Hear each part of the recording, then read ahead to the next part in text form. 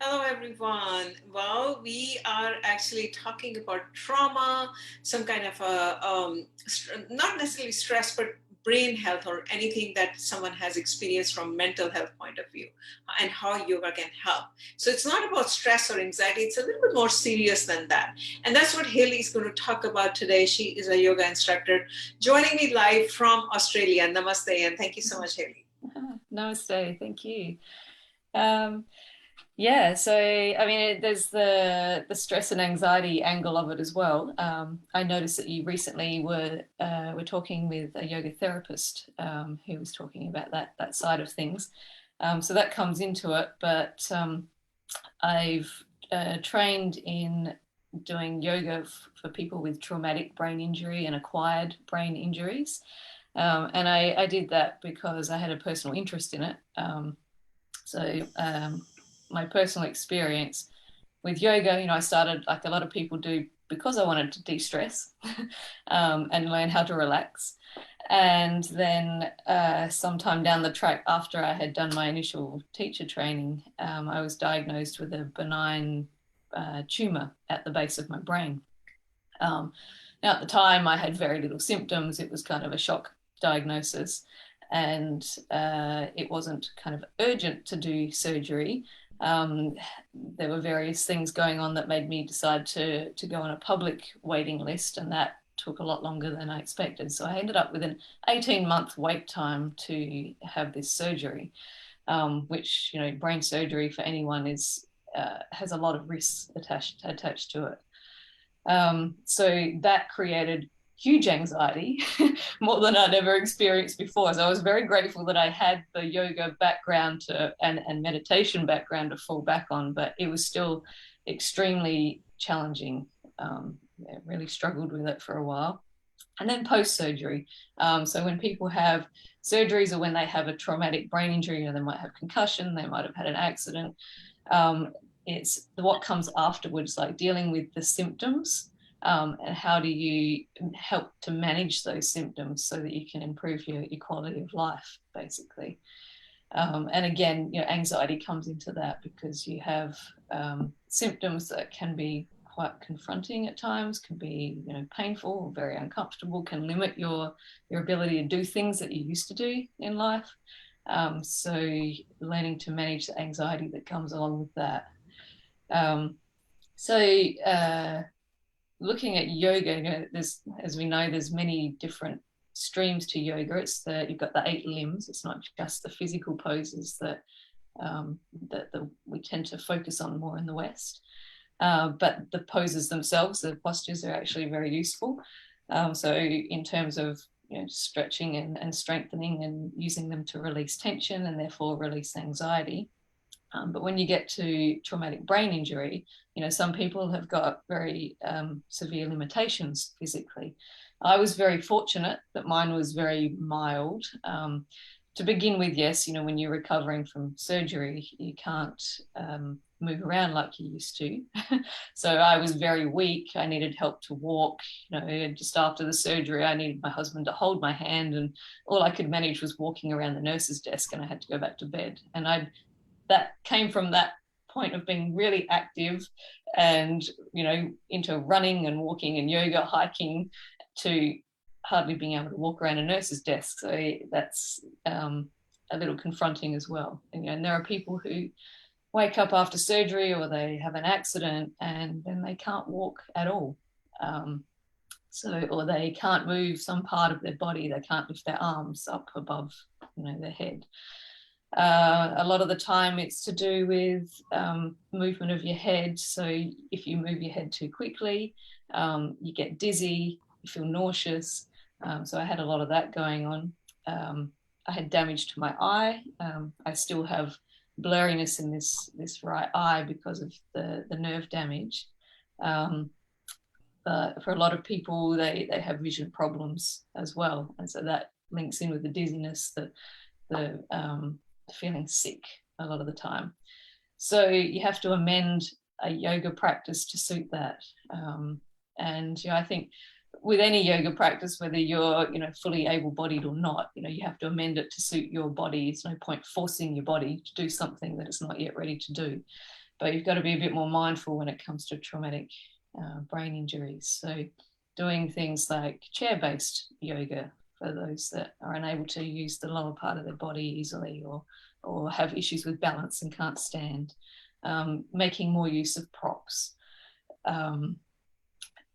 Being able to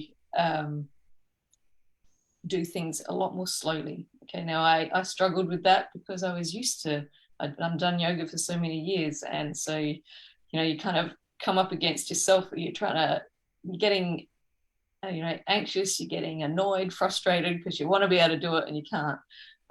So that's where it comes in handy to work with somebody, work with someone who's trained and someone who's had some experience in it, to help get you through. So in terms of how yoga affects the brain and how that can help with traumatic brain injury, so looking at things like pranayama, the breathing practices. So that's something pretty much anyone can do, even if you're physically disabled in some way. There's two practices in particular that I like using. One of them is known as the bumblebee breath, where you hum, so you're breathing in and then and the other one is the om chanting. Now, the reason for both of those is because they stimulate your vagus nerve, which activates your parasympathetic nervous system, which helps you relax more, reduces anxiety, reduces symptoms of pain, and etc. If you hum, if you sing, if you chant, gargling even, will all help to activate that vagus nerve. Humming in particular, so when you do the om, it's the bit at the end where you can actually feel the vibration around your mouth, and the same with the bumblebee breath that activates the trigeminal nerves, which are a set of nerves that kind of look after the sensors in your face, so in the muscles in your face. And they kind of spread out like this, so that they go run to your eye, and to the jaw.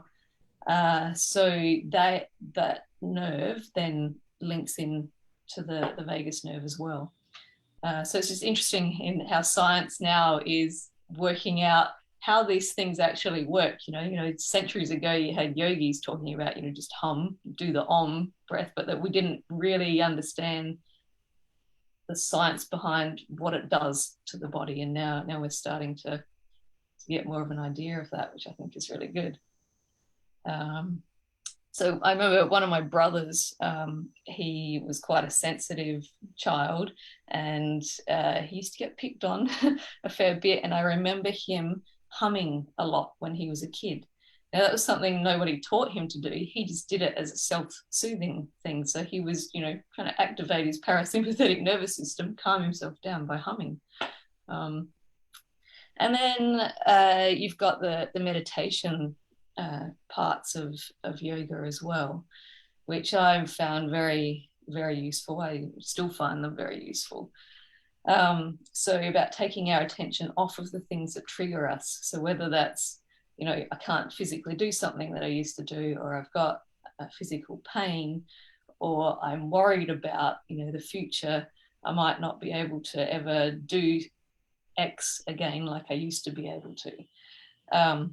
So learning to just kind of sit with what currently is and observe, and bring your concentration back to one point instead of letting the mind wander off all over the place. The mind does that, of course. I think one of the things about meditation is a lot of people think you have to stop yourself from thinking, and it's not about that. It's about getting to the point where you're so aware that when the mind has wandered off, and you bring it back. So the more often the faster you bring it back, the better practice you will have. So meditation really and mindfulness really beneficial for traumatic brain injury. In terms of physically the brain, what it does, so there's some studies around mindfulness about how it shrinks the amygdala, so that part in the back of the brain that it fires up. It's the fight or flight, when you're in a state of fear or anxiety. So the fact that when you're doing these concentration, these mindfulness and meditation practices, it actually shrinks that part of the brain. It's really fascinating. It increases the thickness of your prefrontal cortex, so the bit that you're using to focus and to make decisions. So that's often, if you've had an injury where it's affected your prefrontal cortex, it can affect your ability to actually make decisions and to think properly. So using yoga practices to assist with that can help. And it can also change the structure of your hippocampus, which can help improve things like memory. And memory is another area that can be affected with traumatic brain injury. Yeah, so there's a lot of areas that it is quite useful for.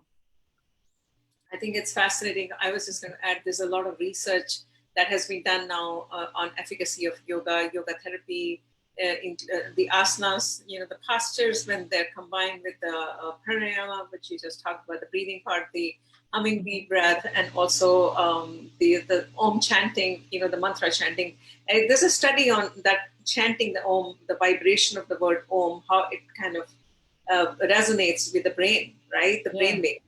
And how it helps soothes the brain waves. So combination of postures, pranayama, which is the breathing technique, mantra chanting, and mindful meditation and mindfulness. Those, if you combine the four, slowly you can start changing or helping your brain relax. Whether if you've gone through a traumatic injury like you did, or if someone has gone through a trauma, like veterans or other things. Yeah, exactly. Yeah. So for those people who are in the US, the training that I've done is through a group called Love Your Brain. So yeah, they actually offer free programs for people who've got brain injuries. And in Australia, I'm currently working with a yoga studio called Bumblebee Yoga. So we're based in Adelaide, but our focus is on not just traumatic brain injury, but also all kinds of disabilities. So, yeah. Okay, well, I think that's great. The work that you're doing, helping others through Bumblebee Yoga Studios, I checked it out. It looks really amazing. And I really thank you for sharing your personal story. It's always, when you share your personal story, it brings back, triggers the old memories that what you have gone through, right? It happens to all of us. And yeah, really appreciate you sharing your story and how now you're helping the community with your success and helping others to overcome the trauma and some of the other things using yoga therapy as a tool, as a vehicle, right? So thank you so much for all the hard work that you're doing. Yeah, I'm feeling very grateful at the moment because I recently took on a new client. I work one-on-one a lot of the time, and there's a client who had brain surgery for exactly the same type of tumor. She had a little bit after I did, but she had quite a difficult experience with it, and she had to teach herself to walk and talk again. She's amazing. Like, she's living on her own now, able-bodied, moving around, but still has some issues, and she's finding this practice really useful. So yeah, it's great to see. Yeah, that's great. Well, thank you so much. Any comments, Erin, you have? You're welcome to put it in the feedback or chat. Any last words from you before I wrap up the session? This is a quick 10-minute session that we bring on a daily basis for advocacy of holistic wellness. We have our platform ready, which is going to be very affordable for people to understand, to learn about holistic lifestyle in a bite-sized, simple information. Anything else you'd like to add before I wrap up today? No, I don't think so. All right. Well, thank you so much. And everyone, have a great weekend. We're almost there. Tomorrow is Friday. So, thank you so much for your support. Each one of you supporting us for the last couple of years. I really thank you. Namaste. Thank you, Amita.